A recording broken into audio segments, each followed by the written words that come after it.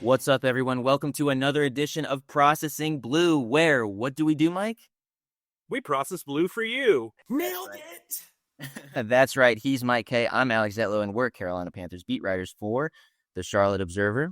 We have a great show for you today. We're going to break down the Carolina Panthers' massive come-from-behind win over the Miami Dolphins that featured a career day and nearly franchise record-setting day from Rico Dowdle.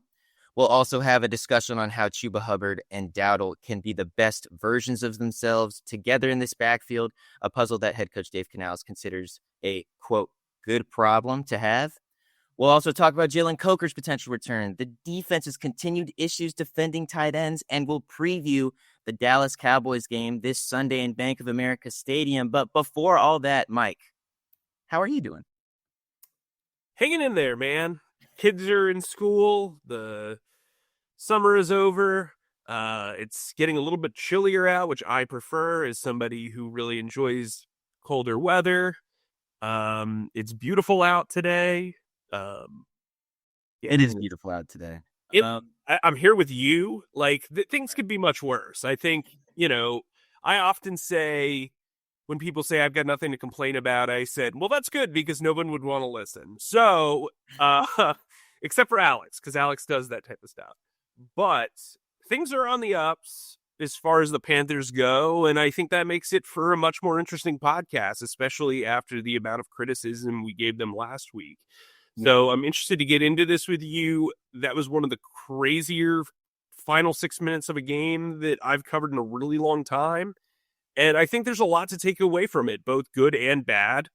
And I think just because they came back doesn't mean you gloss over the bad. I think you have a more nuanced discussion. Go figure in this day and age. But I'll toss it back to you after your wonderful intro. What do you got in planned for us today? Well, I want to start with the bad because there is a lot of good to talk about. But the game did not start well for Bryce Young, for this offense, and also for this defense with their issues defending Darren Waller and all these things. Let's start with the 2 turnovers, though. Mike, when you're in the press box and you see Bryce Young commit his second turnover in like 3 plays or 4 plays, I'm curious as to what was going through your mind.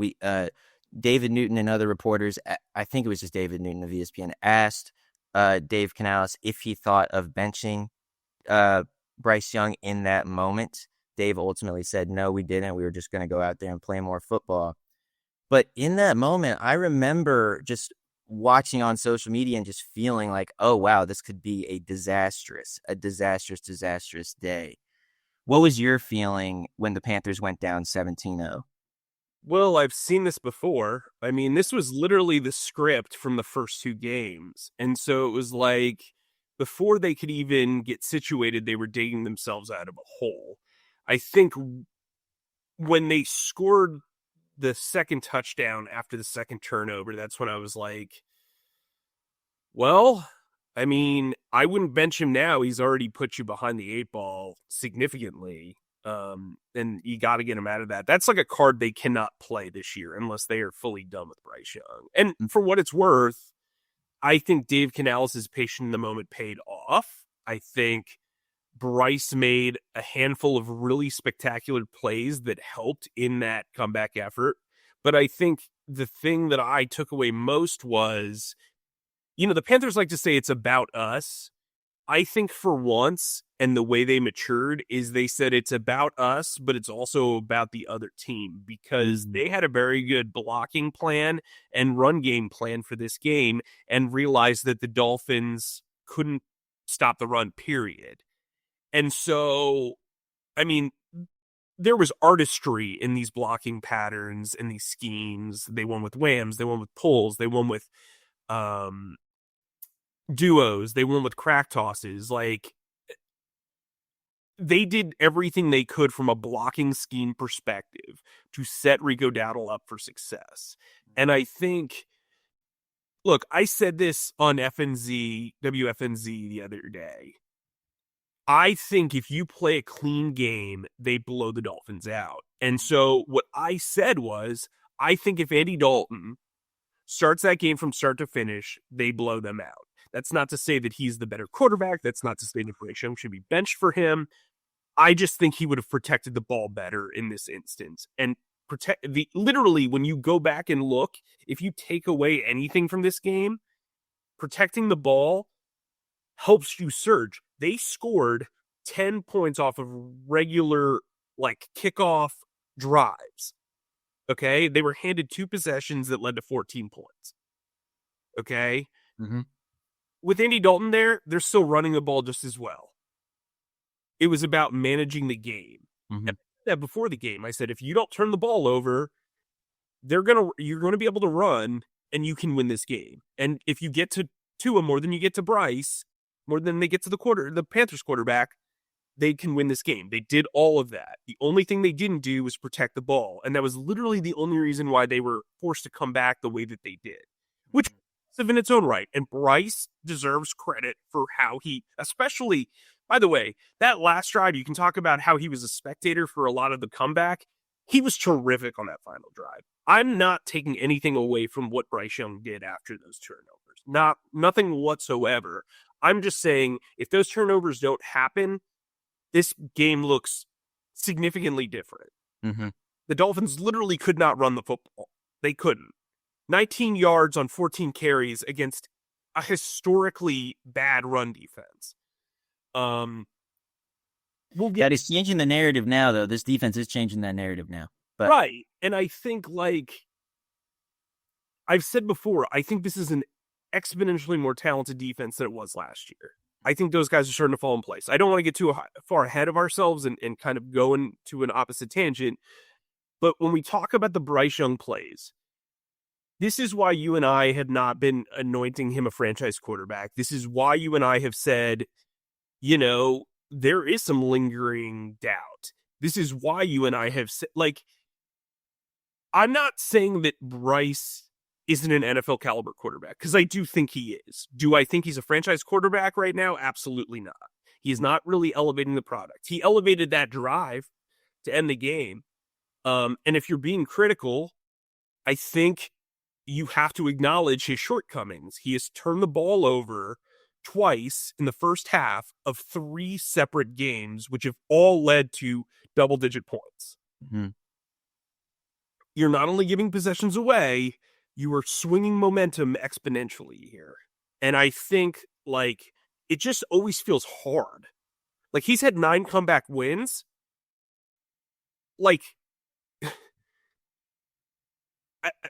So I'm trying to do the math off the top of my head. He won 2 games his first year. He won 2 games his second year. Or wait, so no, then he doesn't have 9 comebacks, because that would be what? 2. Oh yeah, 8. He's got 8 wins. What outside of Atlanta, where was a win where he didn't have to struggle to get them down the field, right? Mm-hmm. And win that game. And so the Cardinals maybe last year. Right. And it was a walk-off rushing touchdown, right? And I'm not taking away, again, they were, but, and look, that was on the defense too. Everybody's putting up point. I'm just saying, what game has he handedly taken over and they have won because of how handedly he has taken over? Atlanta, you could argue. I mean, I think Atlanta last year was his Emmy tape. But I think the reason why people are so, the reason why he's so polarizing is that, there are people that think he is not NFL caliber. They think that he makes too many mistakes. And those people have a fair argument. And then there are people that are saying, look at the cast around him. His wide receivers aren't separating. The offensive line is everywhere because of injuries, whatever. And they have a fair argument. I just think the conversation around Bryce is so incredibly nuanced that you can nitpick either way. And I'm sure some people are going to say, well, we're defending him, or some people are going to be like, we're too hard on him. There's no in between with people. And I think part of the frustration from the fan base is there is no general opinion, right? I think a lot of people would say most people feel the same way about Ike Ekwonu, right? Yeah, top 10 pick, probably hasn't lived up to the top 10 pick hype, but he is a suitable starting left tackle in the NFL, right? Like, I think people all agree on Taylor Moton. He's getting older, but he's extremely consistent. And he was probably overpaid, but he's been one of the more consistent guys on the team. J.C. Horn, a top 10 pick, has been injured a ton, but when he is healthy, he makes very good plays. Like with Bryce Young, you have to get through like 3 paragraphs before you can finish your entire like assessment of who he is. Either way. And so I think that's what this game was. That said, I think it showed a lot of growth with the way they came back because they didn't abandon the run. And, you know, Rico Dowdle was awesome. So let's get into that.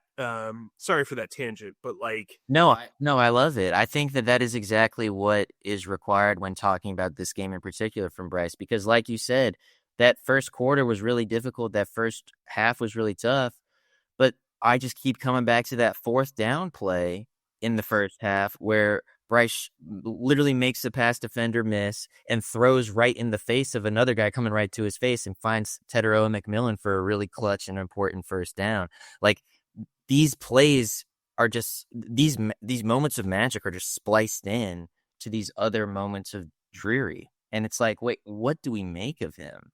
Well, what I think that's interesting that you brought that up, and it comes to my mind when you say that, yeah, he made a defender miss, he did all that stuff, and then he threw it. And then you go back and you see the Bradley Chubb thing, that's a sure sack, and it, as he's trying to make magic happen, or at least take a sack, the ball darts out of his hands. Like, you get such high variance ebbs and flows with him that I think, again, you can point to either side if you're of the belief of either side. And so I think, you know, as objective reporters, it is hard to kind of get, like, he's been fine. Like, I'm not going to say he's been terrible. He's not unplayable. I'm also not going to say he's been terrific or great. I mean, he makes 5 plays a game where you're like, wow, that's the first overall pick. And then he makes 4 or 5 plays a game where he's like, wow, that's incredibly inaccurate. And wow, that was not a very thoughtful play or response to that coverage or that pressure. Like, and then everything in between is fine, right? So it all kind of evens out. Sorry.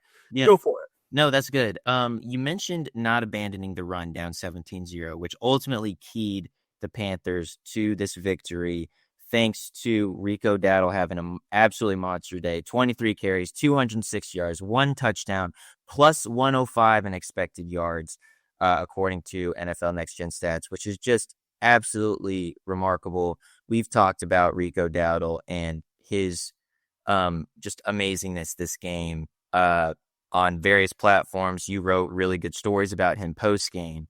I want to just, as opposed to just talking about how good he was, because you did mention the blocking scheme that was really good for him, I want to get into the discussion that I think is on a lot of Panthers fans' minds right now, and that is this.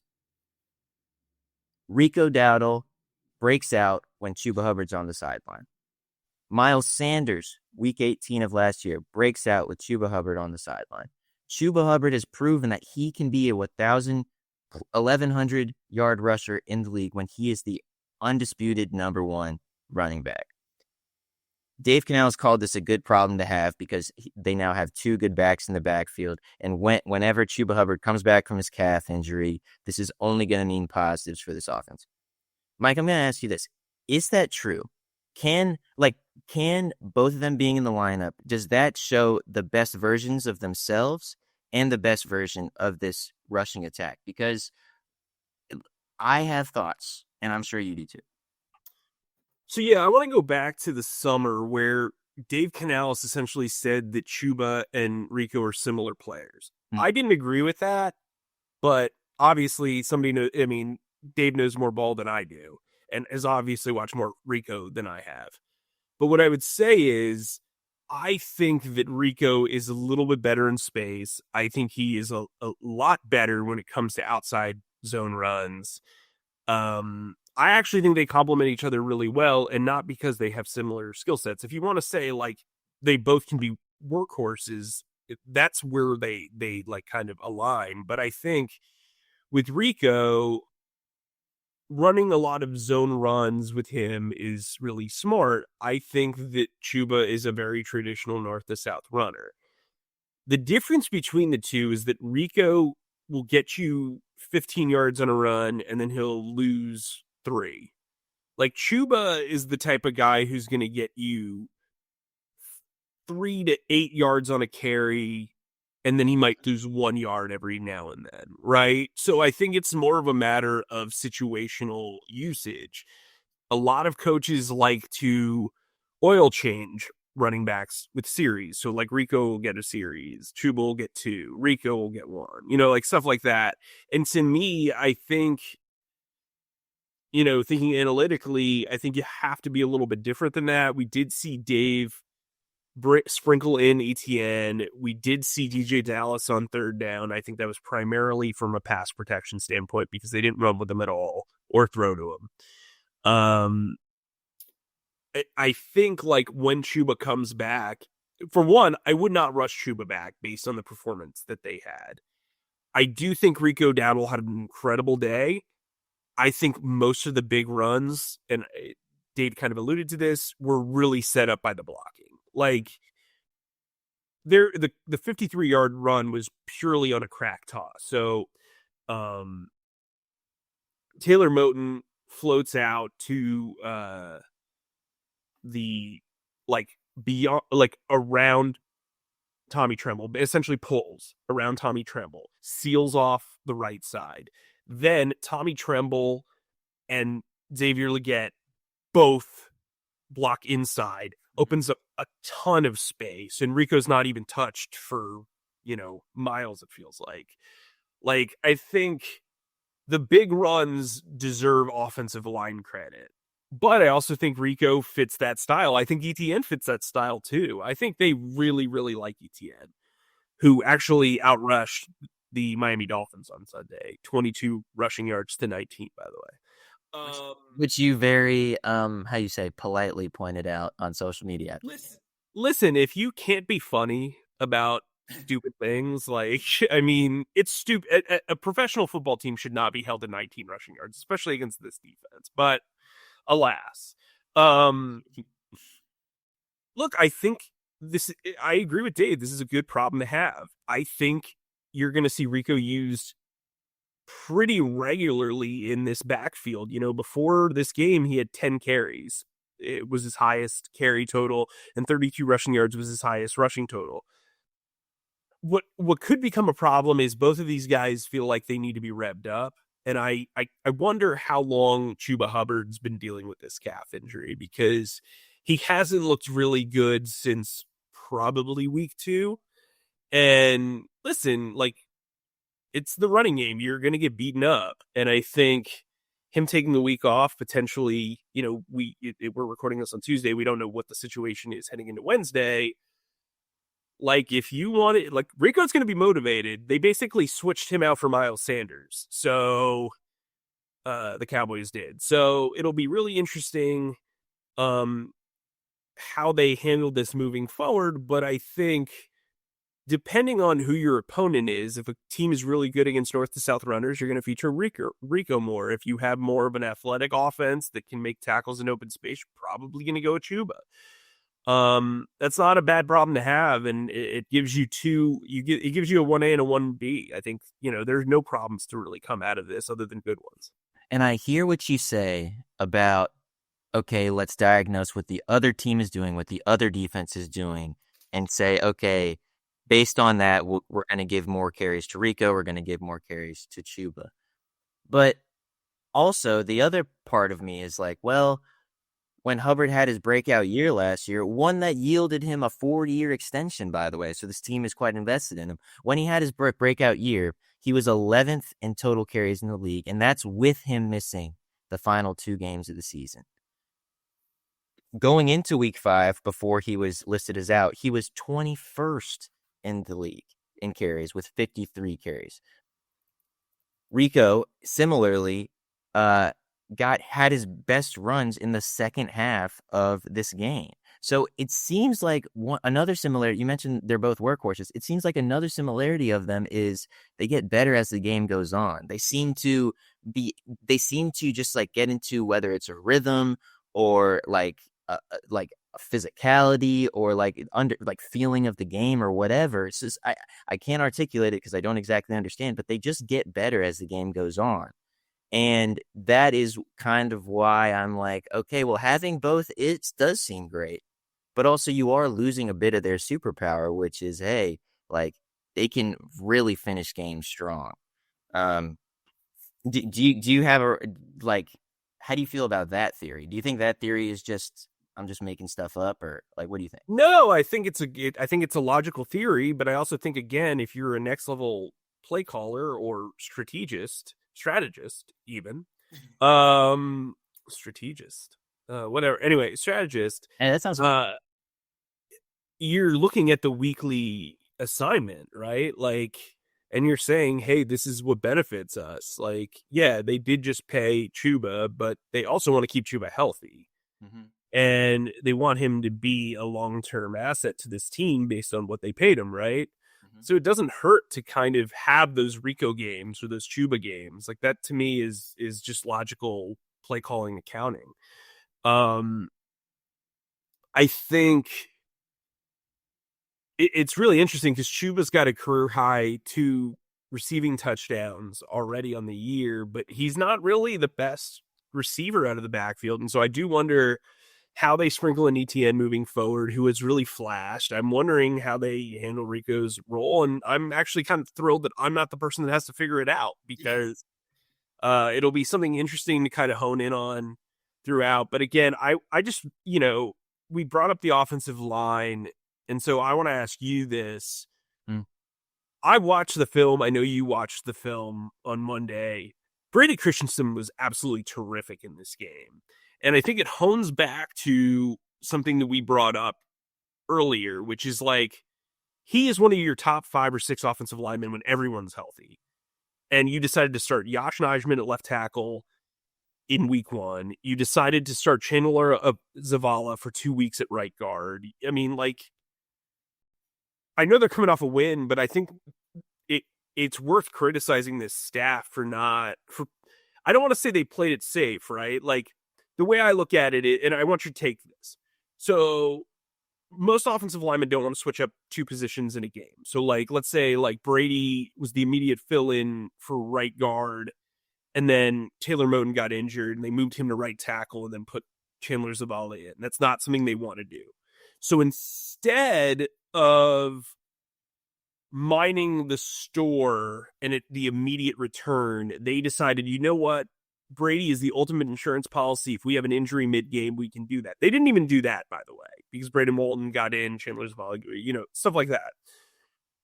To me, that is managing scared, not managing smart. And I'm curious how you view the handling of Brady Christensen through the first 4 to 5 games.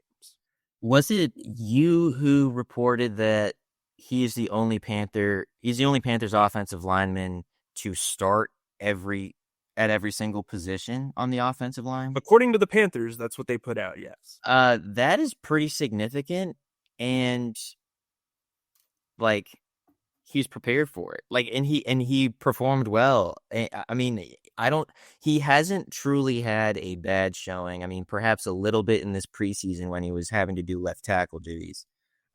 He hasn't performed poorly, and I don't necessarily have a take beyond, hopefully this coaching staff, if they want to continue winning and having really strong success on the run game and pass protection, whatever, that they learned that, hey, when you have Robert Hunt out, when you have Austin Corbett out, like, make sure Brady Christensen is finding a way to get in the game. Now, we can't overstate that the Miami Dolphins rush defense isn't good. Which is another reason why I think we need to chill on the whole anoint Rico wave too as well. Yeah, but it's like, so, but when we're talking about the handling of Brady Christensen, to be honest, I'm still a bit confused. But but maybe they figured it out, and we can go there. One thing that this team has seemed to figure out, particularly on the defensive side of the ball, is the run defense. This is a team that going into week 2 of this year had allowed 8 consecutive 200 yards of rushing against their opponents. Now, all of a sudden, you mentioned it. They only gave up 19 total rushing yards against the Dolphins. Trevin Wallace had a nice game defending the run upon film review. Derek Brown was back to his Pro Bowl self in many ways. Even as a pass rusher, he was just like throwing people around, which is just very funny. They moved Trayvon Merrick around a ton. That he was playing at safety a lot, but was also somehow playing in the outside linebacker spot, was somehow playing, close to the line of scrimmage. He was doing all these things. He was awesome. Nick Scorton had the highest defensive grade according to Pro Football Focus on defense. His playing time is increasing. He had the second most snaps, 33 of them, among outside linebackers behind Pat Jones and in front of DJ Wanham. So it seems like he's now taking a mantle. Mike, I just ran through all this because I just want to get your main takeaway from this defense. Is the arrow just pointing up when it comes to this defense, or are there things to be concerned about? So I think they're doing a lot of what they did last year and a lot of what they did before, like the review session. They're just using guys to their strengths. I think Evero has figured out a lot of the stuff. Lathan Ransom kind of had a setback game, but even he made some big plays because he was aggressive. They ran a lot of big nickel. They kind of filtered Corey Thornton into the nickel spot. He had a pass breakup. He looked pretty good. But I got to tell you, like, coming into the season, the way the front office and the coaching staff kind of talked about it, and also the way that I kind of viewed it, was Trayvon Merrick was the key to this defense. If you used him properly, he could cover up for a lot of misgivings.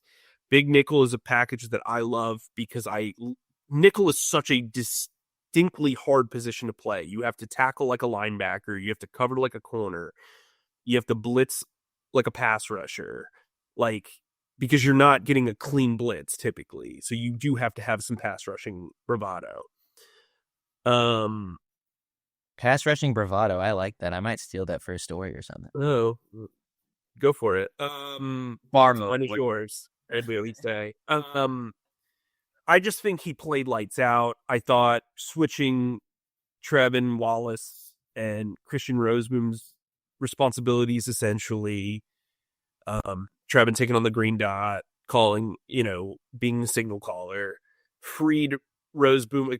Canales said as much. Like, it freed him up to kind of play. He reminded me of Brian Cushing out there, like, just seek and destroy stuff. He had his miscues, but, like, that's playing linebacker in this system. I mean, Josie Jewell was, people acted like Josie Jewell was, like, Brian Urlacher when really he was fine. You know what I mean? He had his lumps as well. And then I thought Trevin Wallace played really well. It felt like he knew everything that was going on. I think with Roseboom, it's kind of like when you dish out all the play calls, you want to make sure everybody's set. Oh, did I call that right? Did I get everybody set up? To me, Trevin Wallace takes it as, and this is me just projecting, just based on what I saw, because it always felt like Christian Roseboom was overthinking out there. To me, Trevin Wallace benefits from calling the plays because he knows what's going on around him. Like, you know what I mean? I think differently. Like, I think you research differently than I do. Like, the payoff is different from the research that you and I do. Like, we could research the same thing and take it a different way. And I think that's the product, at least the way it showed, having not talked to either one of those guys following the game. Nick Scorton's an extremely smart player. A very smart player. Yo, bro, you were texting me on the film review like, dude, Nick Scorton, man. I'm like, all right, can't wait. His feel for space is, like, well beyond his years. Like, even let's say he doesn't develop into a 10 to 12 sack guy, whatever. He's going to be around the league for a really long time if he can stay healthy, because he's just so smart. The screen pass that he blew up for a 1 yard loss was terrific. Like, he knew the entire way that was a screen.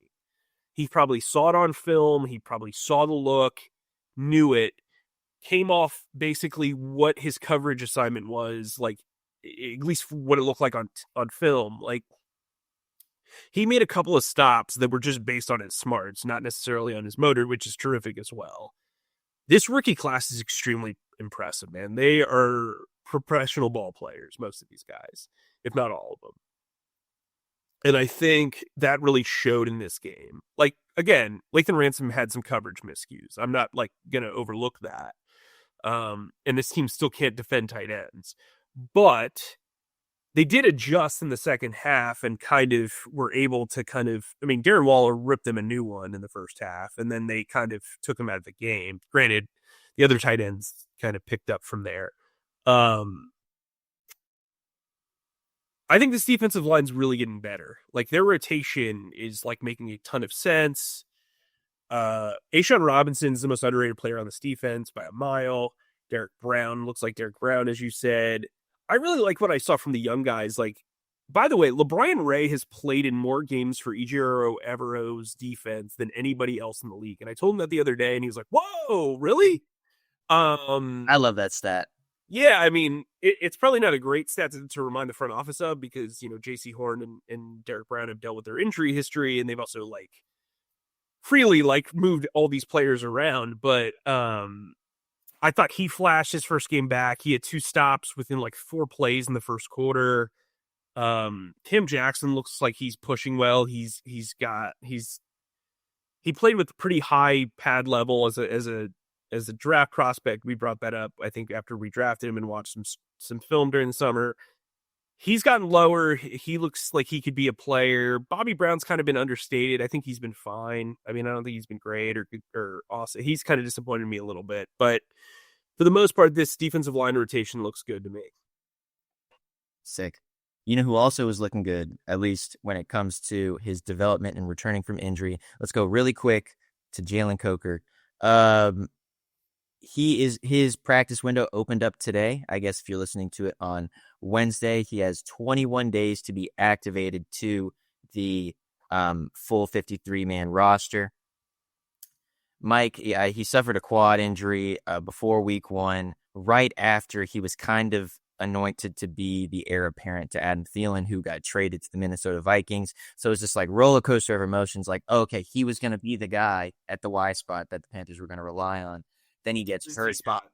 I mean, he was gonna play Z and Y, but yes. Okay, and but he was essentially going to fill Adam Thielen's shoes in at least some ways, and then he gets injured, and now the Panthers have to scramble. They go out and get Hunter Renfrow, who they just cut the week before, or a couple days prior, and they were having to figure out, okay, what is this receiving core going to look like after the talk of training camp being oh, we're spoiled by our riches with all these possibilities at wide receiver.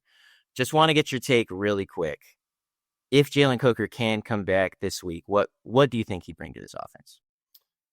Well, I think he's a possession wide receiver, which is something this group is missing. They're trying to make T-Mac kind of the big play possession receiver. So all of his gains are 17 yards or longer. He had the big catch in the first quarter, but you need a guy who can work underneath and make regular catches. To me, if you come out of a game with McMillan having 5 to 7 catches and Jalen Coker having 5 to 7 catches, they're going to look different from a yardage standpoint, but you're doing your job, right? And I think Jalen Coker's the guy that can pick up first downs.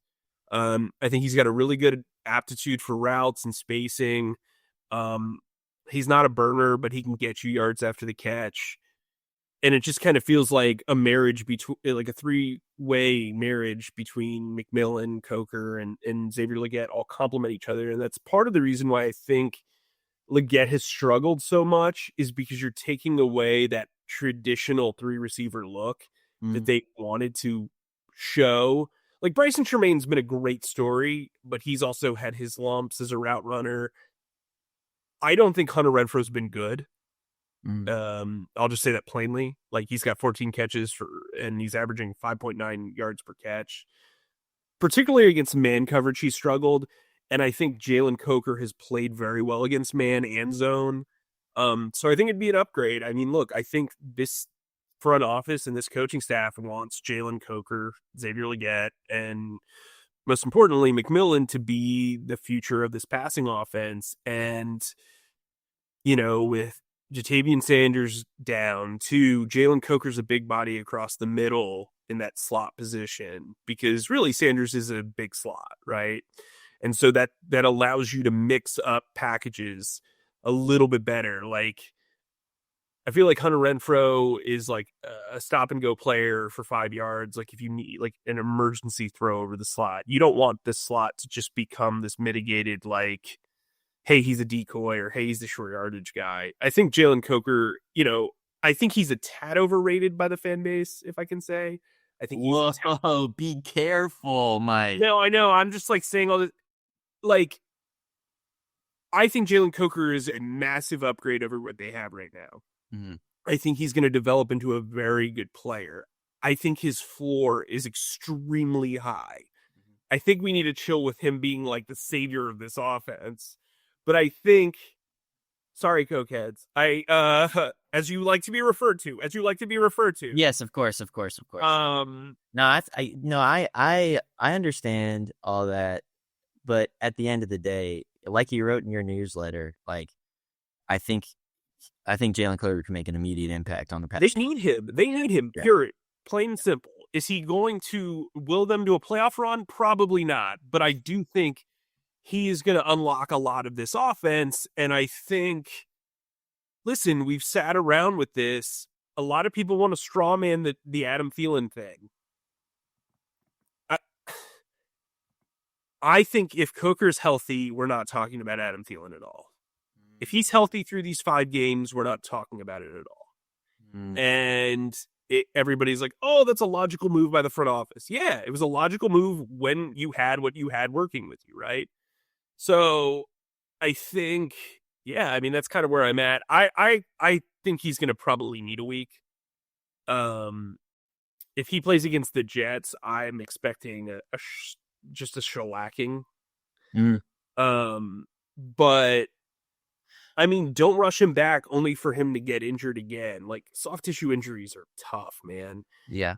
And there's a lot of things that he needs to do to get back. He needs to not only prove that there's no pain in his leg, he also needs to build endurance and make football plays and do all these things that the trainers are currently working with him, hit certain top speeds and all these things. So before we move on to the Jets, because that's in 2 weeks, let's talk about these Cowboys. And let's get transition. And let's get your game prediction, Mike. Some Dallas Cowboys stats, just because it is tradition on the Processing Blue podcast to run through some of these. The Dallas Cowboy defense is not very good statistically. The Panthers have a chance to like really turn this one into a shootout. They allow 30.8 points per game. That's 29th in the league. They allow 412 yards per game, which is dead last in the league. When it comes to rushing, they allow 127 yards per game. That's 23rd in the league, still in the bottom half. And passing wise, they allow 8.4 yards per pass, which is dead last in the league. So a lot of opportunity for explosiveness when you hear that stat. Mike, I will go into my prediction right after you go into yours, or I can go first. I feel like I don't want to make it unfair to you, but actually, you know what? Screw it. I'm just going to say mine. I think that even though a lot of things will align and the Panthers have a lot of momentum right now, I think the Cowboys are going to walk away with the win in this one. There has yet to be back-to-back wins in the Dave Canales era with the Panthers, and I think purely they have to prove it to me. And I also think the Cowboys are better than their record suggests. I think the Cowboys are going to win 35-31. It'll be a shootout. It'll be a good game from Bryce Young. But I think Dallas will ultimately prevail. Mike, what you think about that? Yeah, I think you've got it right. I was going to go 33-30 Cowboys. Oh, no, we're aligned again? Yeah, well, you know what? Misery loves company. Oh, no. Look, the Lakers aren't playing. Unless the Yankees somehow come back, they won't be playing on Sunday either. Oh, here we go. There's going to be a lot of Cowboys in that stadium. And I think, look, the Panthers are 2-0 at home. I think that plays into what they do. Something that you need to keep in mind as we talk about tight ends, though, is Jake Ferguson has the second most catches in the league include like not just of tight ends, but of wide receivers, running backs, everybody. Wow. He's only averaging 6.6 yards a catch, but they kind of used him as an extension of the run game. He also has 3 touchdowns. And so I'm curious to see how they kind of match him up defensively. Their running game isn't very like consistent, but they are averaging, 134.4 rushing yards per game. They're a top 10 run defense. They're a top 3 pass defense.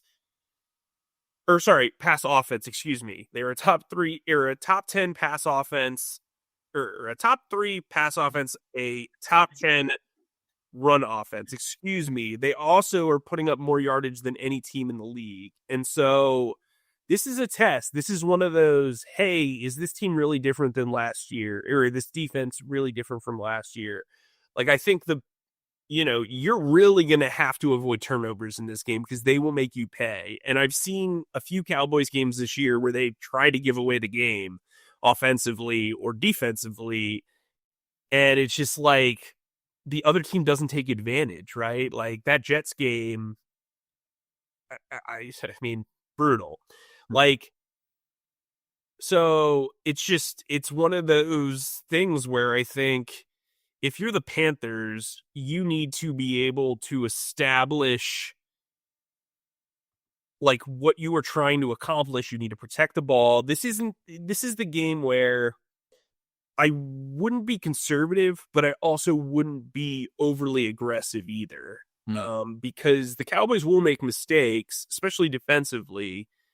And if you play your game and you play well and you execute, you've got a shot in this one. But this is a lot of offense to overcome. And I like you said, like they need to prove it. Like, I don't think the Panthers have played a normal game all year. And it's like, that's what's so hard, right? It's like the Bryce Young debate. Both sides have valid, concerns and compliments. I still don't know what this team is, man. Like, I really don't. Like, I mean, I think it's proof by our win-loss record. What are we, both 1-4? Yeah. I'm devastated. Yeah, that's tough. Oh my God. But like, that's exactly right. Like they go and lay an egg in Jacksonville, and then they like have this crazy come from behind effort in Arizona. So like, what do you make of that? Oh, and then they shut out a team in Atlanta, and then they get blown out by the Patriots, and then they actually come back and finish a comeback win after a whole bunch of turnovers against the Dolphins. Like, can we just like see what it looks like when the turnover margin's the same, the explosive plays are the same? Can we actually see what this team is when all things remain equal? I guess not, because that's the NFL and that's what makes the NFL so exciting. But like, come on. So I'll give you this. I think Bryce can have a really good game. Hey, I know that sounds like kind of out of nowhere, but I think Bryce is going to have a good game in this one. And I think, this is a big one for the front office, right? Because Miles Sanders is on the other side. Jonathan Mingo's on the other side. Jadeveon Clowney's on the other side. They're kind of like the ghosts of Panthers' bad past, right? Like they were around for the lumps of the years, right? Of recent years. And I think there's going to be pressure on them to really succeed because, we said it all summer. We thought this team wouldn't be out of it in the first 2 months of the season. And they're 2-3. Like, that's about as good of a record as they've had since you've covered the team, right? Yeah. And we both said they needed to win 2 of the next 3 games, including Miami, Dallas, and the Jets. And if they can accomplish that, I think that's a pretty big accomplishment. If they can go 3-4 to start, like in their first 7 games, you feel a little bit better about what they can accomplish win total wise. You and I were just talking about it the other day. Can they still win 6? Can they still win 7? I think they can, especially if they take care of business in these next 2 weeks. Yeah. Well, Mike, really good podcast. Thanks for taking care of business with me. And to our listeners, thanks as always for listening to our pontifications on all things Panthers with Mike K and myself and our wonderful producer, Zach Dennis. Please subscribe and follow us on Spotify, Apple Podcasts, or wherever you get your podcasts by searching Processing Blue. And if you watch us on YouTube, please subscribe to our YouTube channel and click on the bell icon to get notified whenever new episodes drop.